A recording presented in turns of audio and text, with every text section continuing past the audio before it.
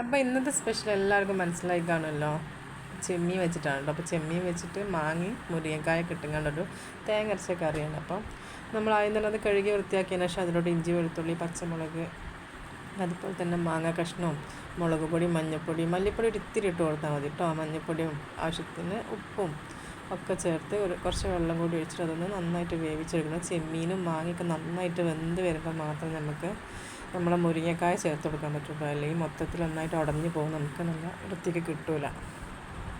അപ്പോൾ നമുക്ക് അതിലോട്ട് തേങ്ങ വേണം. ഒരു മുറി തേങ്ങ എടുത്തിട്ടുണ്ട്. അതിലോട്ട് ചുവന്നുള്ളിയും കുറച്ച് മഞ്ഞൾപ്പൊടിയൊക്കെ ഇട്ടുകയാണ് നമുക്ക് നന്നായിട്ടൊന്നത് അരച്ചെടുക്കണം. അരച്ചെടുത്തതിന് ശേഷം നമുക്ക് ഈ ചെമ്മീനും മാങ്ങയൊക്കെ വെന്തതിന് ശേഷം നമ്മൾ വൃത്തിയാക്കി വെച്ചിട്ടുള്ള മുരിങ്ങക്കായ അതിലോട്ട് ചെറിയ കഷ്ണങ്ങളാക്കിയിട്ട് ഇട്ട് കൊടുക്കുക. അത് നന്നായിട്ട് വെന്ത് വരുമ്പോഴാണ് നമ്മളതിലോട്ട് തേങ്ങ ഒഴിക്കുക. അരച്ച് വെച്ചിട്ടുള്ള അരപ്പും അതുപോലെ തന്നെ അതിലോട്ട് കുറച്ച് ജാറ് കിഴിയുകൊണ്ട് വെള്ളം കൂടി ഒഴിച്ച് കൊടുക്കുക. നമ്മൾ ആവശ്യത്തിനുള്ള കൂടുതൽ വെള്ളം ഒഴിച്ച് കൊടുക്കരുത്.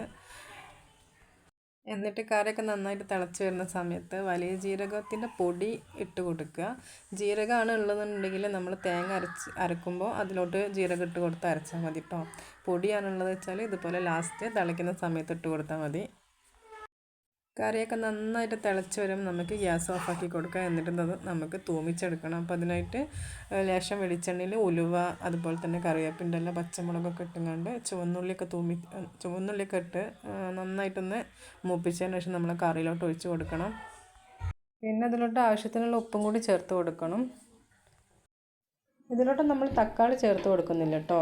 മാങ്ങ ഇടുന്നതുകൊണ്ട് ആവശ്യത്തിനുള്ള പുളി അതിൽ തന്നെ ഉണ്ടാവും. തക്കാളീൻ്റെ ആവശ്യമില്ല അങ്ങനെ കറി വെക്കുമ്പോൾ.